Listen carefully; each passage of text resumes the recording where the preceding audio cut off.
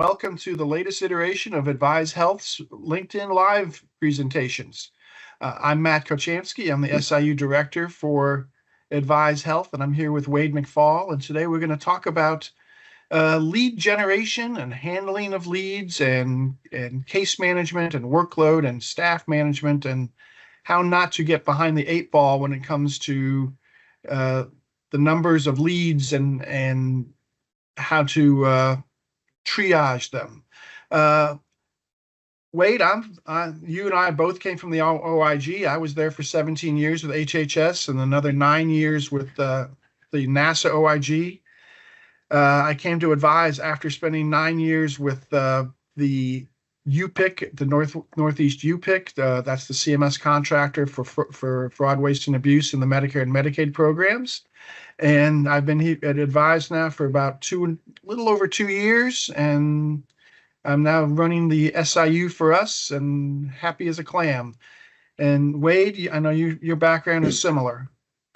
Yeah, I also came from the OIG, as you said. I spent 24 years in the Los Angeles region, about half of that time as a special agent working investigations, and about half of that time as an ASAC overseeing investigations. Retired about 7 years ago, went to work for the Medic for about 1.5 or 2 years, and I've been with Advise for about 5 years now. Enjoying it. It's great work. Great. Yeah, and we're going to talk about leads today and, where they come from, how to handle them, some of the problems we've seen. And if you guys have any questions, just put them into the chat and we will try to answer them between our presentations here. So Wade and I are just going to have a conversation, and feel free to interrupt, and we will try to answer your questions as we go along. So, Wade, we're talking about leads. Where generally do they come from? Well, I would say the majority of them in most of the SIU work, they come from the various data analytics tool that data mining and data analytics tool that are out there.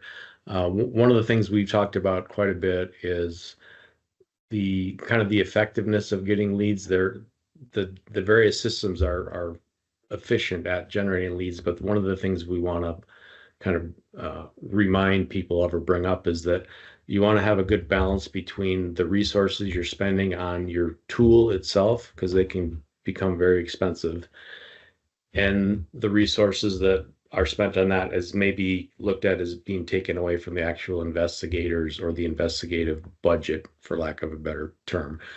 So if essentially you want a tool that generates a lot of leads so that you can kind of filter through them and pick and choose the ones that you think are going to be the best as far as return on investment, or if you're looking, depending on what the priority is for the company. So you want to be able to get a lot of leads so you can pick through them, pick the higher dollar amounts. You might want to pick some that are what we used to call low-hanging fruit, the ones that, this isn't going to take much in the order of resources to be able to work this case. So you want to, keep that in mind. It doesn't pay to have, 300 leads, because you're basically paying for leads, maybe not a per lead, but you're paying more, spending more resources on generating these leads. If you can only address, say, 10 leads a month or 5 or 20, depending on the size of your unit, it really doesn't pay to have all those other leads coming in, because again, those are resources that are, you can look at it as it's being taken away from the actual investigation, is where you're going to basically turn those leads into ROI. The other area, I would say the majority of them come from data analytics, but the other is just, complaints from members or beneficiaries. They may have some situation where they were involved in something they think is fraud. They report it to, the insurance company or Medicare or whoever it makes its way down to the SIU unit. And those can be good sources as well, because even though it may be one member that's reporting this situation or this event, they're probably not the only one. So that's also a good source. But primarily, I would say it's the data analytics where we get them from. Yeah, and what we've seen with our clients is that, they have the complaints, they have the member relations phone, hotline and things like that where they get the complaints in. But the use of data analytics is a main focus. And as you said, that's something that can be controlled. And the word of caution that you brought to it is very important, is that you need to make decisions up front based on the resources that you have, the staffing resources, the monetary resources that an SIU has, as to what kind of tool you want to bring in. Because you can go to any healthcare fraud conference and it's vendor after vendor selling you their tools. Look, there's no shortage in the number of tools that are available. You need to find the right one that fits your needs, that you're not going to spend a lot of money on something with every bell and whistle, and it's going to produce, as you said, 300, 500 leads, and you can't possibly use them. And that's some of the things we've seen with some of our clients who have come to us with. We've got a backlog of leads, and we start, we give them some extra resources to try and handle them, and it's, oh, these are all coming from this data analytics platform. They just don't have the staffing to even approach vetting them or triaging these leads. They just keep generating, and it's a juggling act at that point. You throw on top of that, the complaints that come in from the complaint lines and things like that. You have no control over that volume. So Right. as a manager, you need to look historically. What's the average number that comes in? What is the average number that are worthwhile and that fit our criteria versus those that have to be closed or referred back out to another part of the plan, and build your SIU accordingly, based on that. So you have to take all of those things into account to handle the whole universe of complaints and leads that come in before you go out and buy a tool. You need to make it part of the overall structure of your SIU. Right. So these leads come in, and again, an uncontrolled volume from the external sources, a controlled volume and type from the data analytics tool, because you can model, you can set up the models the way you want and have it focus on trends that you're seeing or areas of priority for your plan and things like that. So use that data analytics platform to the best advantage of your plan. But what do we do with those leads at that point? I mean, you have to go through them all, whether they're from the external or from the data analytics tool. There's a couple schools of thought on that, and I just wanted to run them by you to see what you thought. One is to have a lead generation team or a triage team that looks at everything, makes those early determinations, and then that's all they do. And then, if it's a lead that gets sent to the investigative team, then the investigative team handles it from that point, and the lead team only handles the leads that are coming in, versus you have an SIU team and they all handle everything. What are your thoughts on which way you think would work better? Well, I think the the lead. I mean, you can take I think a little bit from both of them, but I think having a team that kind of triages the cases is pretty effective, because they can be they're more focused on first of all, like the priorities of the SIU. Maybe some may have more um, a higher priority with strictly return on investment. They want a high return. It's all about the dollars coming back into the program.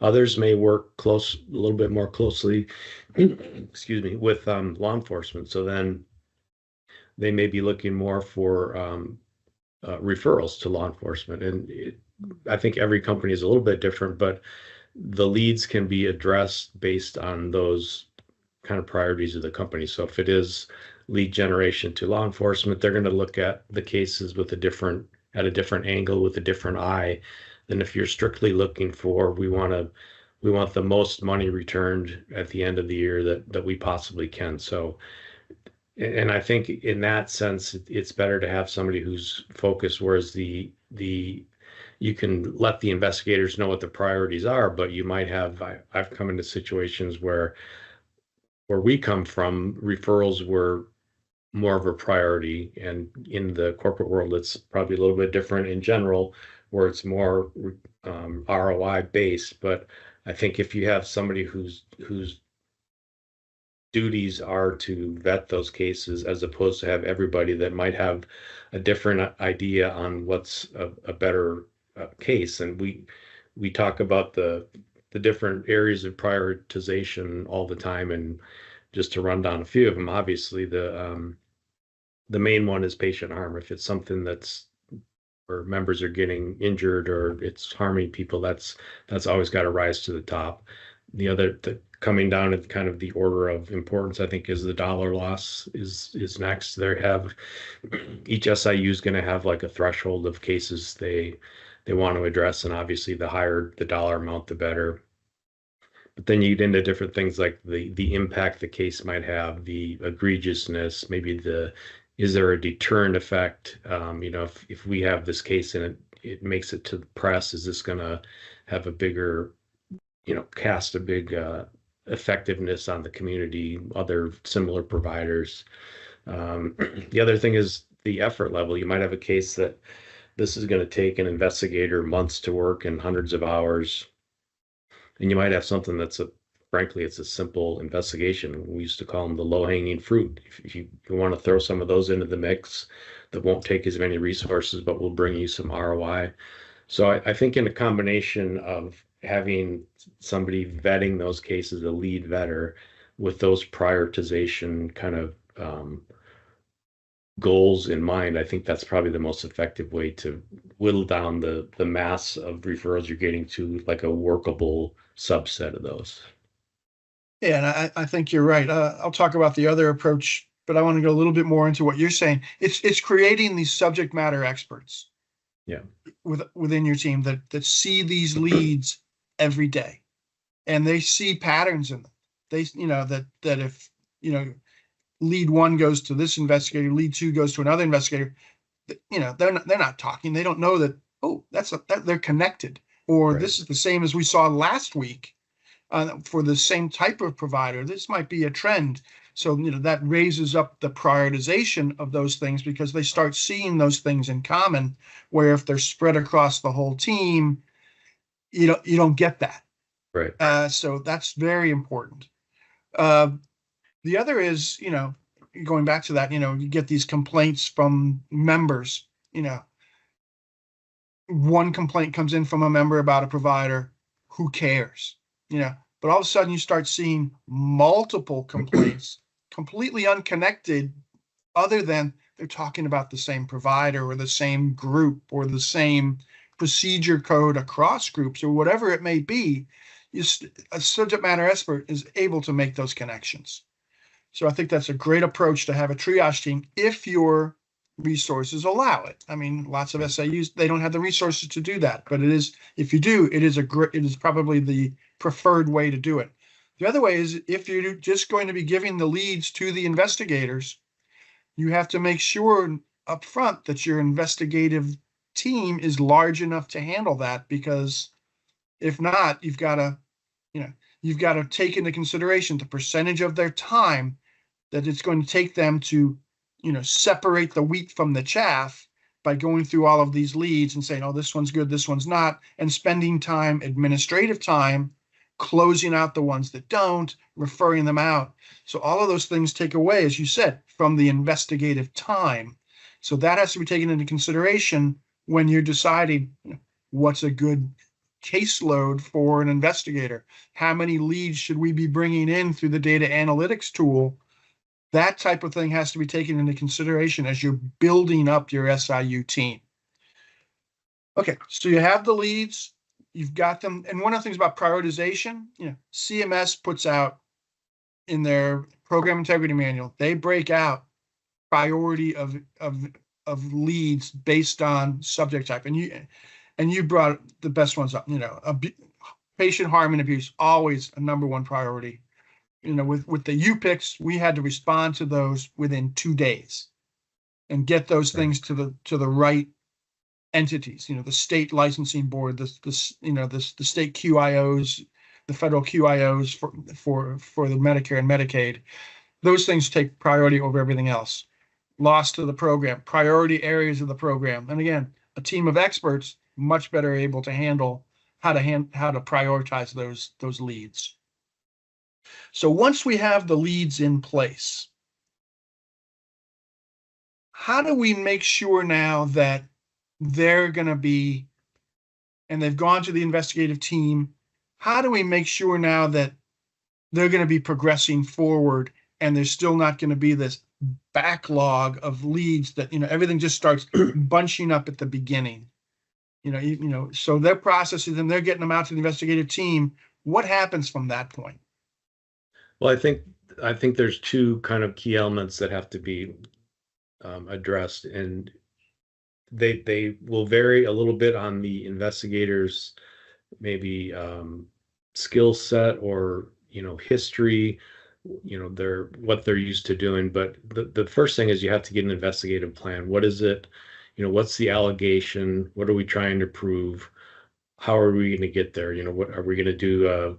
Request medical records for a certain CPT code, and then review them and try and get like a overpayment established, or get like a denial rationale as to these cases are all being denied because of XYZ reasons. So the first thing is to get a good plan, a roadmap, so what has to be done to get from point A to the finish line. So that's the first part, and that's something that can change too. You might have a plan figured out, and maybe it's between the investigator and the SIU manager, or maybe it's a very seasoned investigator and they just make up their own plan because they've done it and they know what they're doing. But it's a work in progress and it can change. You might start making phone calls that are being unproductive, and so you change direction and do something else, and maybe that's where you have to have a meeting with the manager and kind of meeting of the minds to come up with a new plan. But that's the first part. And the second part is, once you get that roadmap, you have to have routine, whether it be monthly, bi-monthly, but you have to have file reviews, and not necessarily, again, you might have an investigator with a lot of experience, and it's not necessarily like correcting the investigation or making, but it's, as much as that, it's having another set of eyes look at it and making sure that, okay, last time we met, you were going to do A, B, C, and D. This is now 30 days or 60 days later. Did A, B, C, and D take place? And if so, was it effective towards moving the investigation to whatever the end goal is we're looking for? Or do we need to, again, change that roadmap and do something else? So having those routine reviews is very helpful to keep it on track, make sure it's not, stagnating. Maybe and we can get into that too, but caseload wise, maybe the investigator has 10, 15, 20, or 30 caseloads, and then those case reviews also go into prioritizing, where it's like some of them, you can go into the different priority levels. Certain cases may take priority, certain may be lower priority, and maybe they don't get as much attention during this 30-day period. But going back to the original question, it's really the roadmap to figure out how to most effectively work the investigation, and then it's having routine follow-up to make sure that that's being followed. And even if it needs to be altered to make the investigation become more efficient, then that has to be done as well. Yeah, one of the things we kind of skipped over is, you've got an allegation. This lead is an allegation. What are the policies? The first step in an investigation, even in the lead vetting, is, this is saying that someone's breaking the rules. What's the rule? And Right. Are they breaking it? And if so, how? And that's the germ of the investigative plan. How do you answer that question as to, you know what the rule is, you see what the conduct is, are they breaking it? A, and then how are they doing that? And that's where what is needed to show that they are breaking it? Is it a medical review? Is it interviews? Is it a combination? Is it an on-site visit? And you make your investigative plan from there. One of the things that we always see that I saw at the IG with my own cases too, where sometimes you go far afield. You were saying, making these phone calls and you got allegation A, and all of a sudden your case just starts veering off, Yeah. and you start looking at other things, and all of a sudden you got 20 tentacles on this thing in a case that could have been one of those, Sunday hop easy cases, the low hanging fruit, all becomes a resource drag. And that's where your case reviews come into play. I mean, those are so important to make sure the investigator is staying on track, and it's sometimes, they can be painful. I found them to be, as an investigator, so beneficial because it brought me back to center. Because the first question my supervisor would always ask me is, what's the allegation? And what are you doing now to prove or disprove it? Right. And all of a sudden, I'm like, oh, that's right. That's what this case was about. And let me go back and do it this way. And it really was very helpful. And the other is, you talked about 30 days, 60 days, should an SIU have metrics in place, timeliness metrics, how draconian should they be? Should investigations are works of art.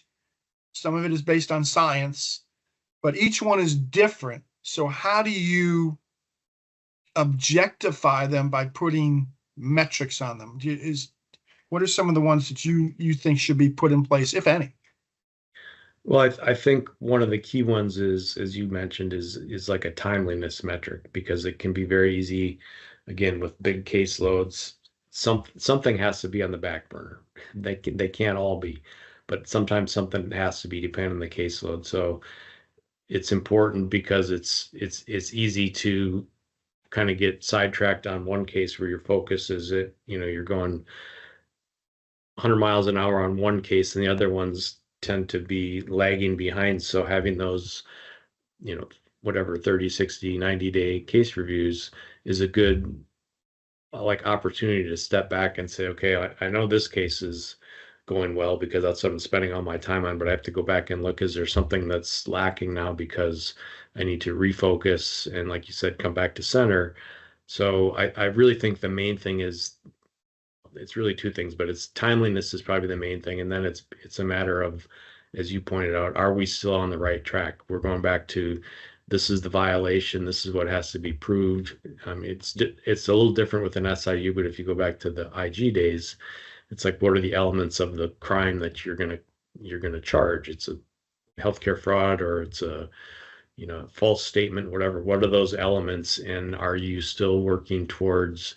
Or is the work that you're doing working towards proving that element? In an SIU, it's much the same, but is the work that you've been doing in the last 30 days pushing the case towards the desired outcome of a recovery or referral, whatever it might be? So it's really a timeliness thing, but also refocusing and redirecting the case in the right direction. Those two things. Right. And I'll add one thing more onto that. Those case reviews, absolutely essential. And it's up to the supervisor and the investigator to decide how often they should be. It could be based on the experience level of the investigator. It could be based on the size of the workload, the complexity of the workload, whatever it may be. But those touching of the bases there is so very important to progressing the cases toward resolution. The other that we started to implement at the UPIC that we are now using with our clients is a quality assurance review, where someone from the outside, whether that be advised or someone not associated with the case, maybe someone from your an SIU's compliance team or whatever, takes a look at a sample number of cases every month or every week or however they want to do it, to take a look and have a set of criteria about, is it timely? Are they meeting their timeliness metrics? is the allegation clearly stated? Is the policy in place? Do they make the connection between the rule and the allegation? Is there an investigative plan? Does it make sense? Are they making the right decisions as they're moving forward in the case? Did it come to, if they're looking at closed cases, did it come to an appropriate resolution? And is that resolution supported by the documentation that's in the file? Having that type of quality assurance program really takes it full circle to where, you made the right decisions on the vetting up front, through the investigative process to the resolution of the case. You have a outsider with a cold read of the documentation being able to say yay or nay and scoring those things. And one of the things we try to do at Advise is, we do these types of samples for some of our clients, and we keep score. Even though it's a subjective thing, we have some objective scoring on it. Yes, no, maybe, partial, and we have weights on those scores. We'll find those areas that might be weak across the team, whether it's they're not doing a good job in stating what the allegation is, or they're not moving the cases quickly enough. And then we'll put on training on those issues to help them along. So having that type of outside QA is very important. Let's talk a little about case mix, because, these investigators, they're getting these cases, from all over the place. What is a good case mix for an investigator? You talked about ROI versus referrals versus, patient abuse cases. We don't want staff to leave because the pressure is always on them. These types of metrics and these types of, QA and having the reviews, there's a lot of pressure on these investigators. How do you keep them motivated and happy?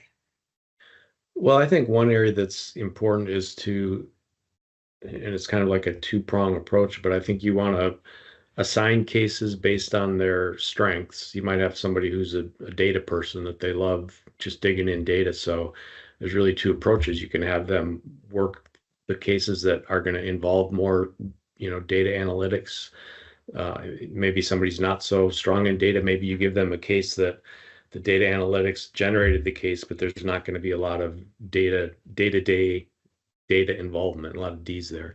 But so there's one approach is to kind of assign stuff to their strengths, but I think it's also important to mix it up and give them a mix of cases so that they can kind of expand their expertise. And the same case, maybe you have somebody who's not that experienced with data, maybe give them the majority of their cases as something they're comfortable with, something they've worked in the past, but throw in one or two cases that are going to get them exposure to that data and kind of expand their learning curve a little bit.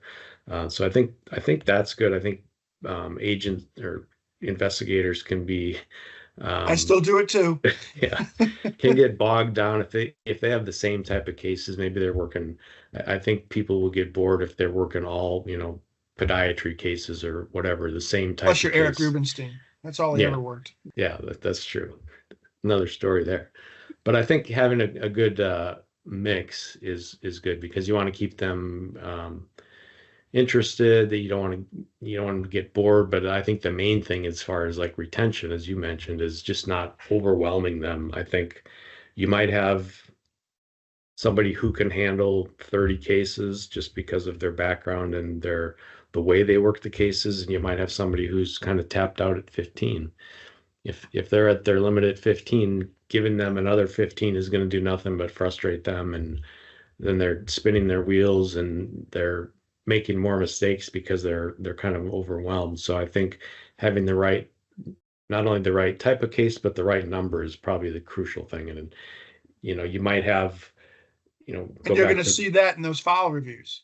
Because you're right. going to see that things aren't being touched or that Yeah. things are falling behind. Yeah, and you might have somebody who, that like to use the widget example. You might have somebody, your staff, maybe half the people can, push out 10 widgets a month, and some of them can only do 7 widgets a month. But if you have their caseload mix and you use kind of a mentor-mentee system where the person who's not as strong in the data can reach out to somebody who is, and you can bring those people who are, maybe the widget isn't a good idea, but creating less widgets on a monthly basis, they can bring that up to from 7 to 10, just based on working with people who are maybe producing more or have more experience in certain areas. So I think that mentor relationship is also pretty important as well.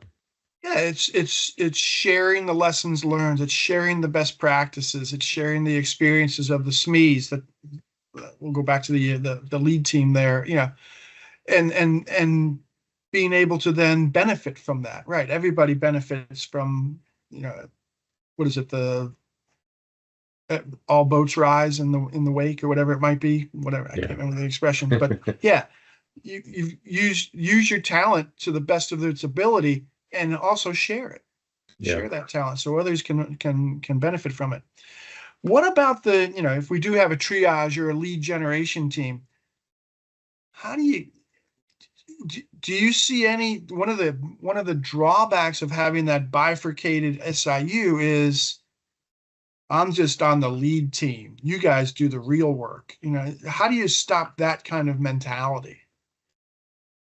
Well, I think it goes back to training too. I mean, I think the lead investigators should be training with the investigators who are working the cases, so that they're not seeing their bifurcated portion of the case. They're seeing the bigger picture. So the investigators know what goes into the lead um, development. They know the steps. They know what they're looking at, and the same way the lead, they know that once they open this case and it gets assigned, they get a better idea of what happens, once it leaves their desk or their docket, whatever. So I think the training is a big part of it, but and if somebody is in that kind of mentality where they're like, I'm just doing the leads, I don't really get to work the cases, even though they're on that team, the lead generation team, there's probably nothing wrong with like giving them one or two cases just to mix it up. So they're not just doing the lead generation. They might have an investigation that they're caught up on their leads, or they're getting bored with their leads. They can spend a couple hours or a part of a day or a day doing something different that's still working towards the general, goal. And same with an investigator. If they're getting bogged down in their cases, maybe they shadow somebody who's working the leads to see what they're doing, or they get the opportunity to. Part of lead generation might be, looking at press releases to see what's going on out there, so you know what to focus on. So maybe the investigator and the lead can kind of swap positions or shadow each other, just to kind of see what the others are doing and give them just a little bit of a different day occasionally. All hugely important points to keep the morale up, to keep the cross training and the skill sets keep expanding for everybody on the team. Before we close out, I just want to try and bring this back full circle. One of the things we advise consult on is building a best in practice SIU from soup to nuts. And it's an end-to-end solution where from lead generation to case resolution, everybody is involved. So you bring in the clinicians, the coders, the data analysts, the investigators, the lead team, have them go through those leads together. Have them, the data modeler explain, this is what this is based on. This is the numbers behind it. These are the parameters we used, and get some insight from the clinicians to say, well, maybe you should look at this particular code instead of the ones you're looking at, or weight this a little differently because of this, because in reality, in the clinical sense, this makes more sense or this makes less sense. Refining those models, making those leads better. And then you get the investigators involved at the beginning, so they have a better understanding of where these things are coming from. You can then say, hey, this policy really doesn't fit this. How do we massage it? So you refine those things right at the beginning, and then they get assigned, and then the investigators can work with the coders and clinicians throughout the course of the investigation perhaps taking them with them on sites or interviews of members or interviews of a provider so that you get the clinical insight throughout the course of the investigation. And then at the end, you bring it back and you talk about, and you brought this up, you talk about what was the resolution here? What were the problems? What were the lessons learned from each individual case that came up? So it feeds back into that lead generation loop. So it just becomes an iterative process of improvement. Again, not the easiest thing to implement. It takes a lot of resources, but the benefit of it can be substantial. Yeah, and one of the things you hit on there too was I think it's important to, like, in the OIG world, it was all investigators, and you did have resources that were available, but it wasn't as easy as like picking up the phone and like at Advise, some of the nurse reviewers, the CPCs, the data analytics people, because it's a much smaller group than the OIG or OI. So I think it's crucial to have the varied backgrounds that we have. There's a bunch of us who are retired agents. There's some people that have come from various insurance companies. There's data scientists. There's nurses. There's CPCs. Everybody. I mean, if there's an issue that an investigator is not familiar with or needs help on, there's so many resources to reach out to the other Advise folks, which I think is a huge key point too. Yeah, we're small and it's easier for us. But what we've done, we've sent out a list of areas of specialty. Each of the coders, some of them are behavioral health, other ones physical therapy. They have specialty knowledge in that. They are SMEs. And we've sent that out. And we've also set up a buddy system where every investigator has a nurse CPC buddy that they will work every case with, and get the insight. And if they have questions, they know this person is the person to go to. And if they're not a subject matter expert on that particular case, that buddy will then go to someone else who is, and be sort of like the linchpin or the link to getting those answers. Right. And it's working tremendously. It's building up rapport between the teams, and it's allowing cases to move quicker and more effectively. And we're really happy with how we've implemented that. Yeah.